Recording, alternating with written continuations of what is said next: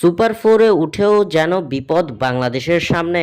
একই অন্যায় করা হলো লিটনদের সাথে। দর্শক, বাংলাদেশ কি পারবে সুপার ফোরের বাধা অতিক্রম করতে? আপনাদের মতামত আমাদের কমেন্ট করে জানিয়ে দিন। এরই মধ্যে নিশ্চিত হয়ে গেছে এশিয়া কাপ 2025-এর সুপার ফোরে কোয়ালিফাই করা দলগুলোর নাম। সমীকরণের মার প্যাচে আফগানিস্তানের বিপক্ষে শ্রীলঙ্কার জয়ে সুপার ফোর নিশ্চিত করেছে বাংলাদেশ। বি গ্রুপ থেকে শ্রীলঙ্কা ও বাংলাদেশ পেয়েছে সুপার ফোরের টিকিট। অন্যদিকে গ্রুপ এ থেকে শেষ চারে ভারত ও পাকিস্তান। সুপার ফোর পর্বে খেলা হবে রাউন্ড রবিন লিগ পদ্ধতিতে। 4 দল একে অপরের সাথে খেলবে। সেরা 2 দল যাবে ফাইনালে।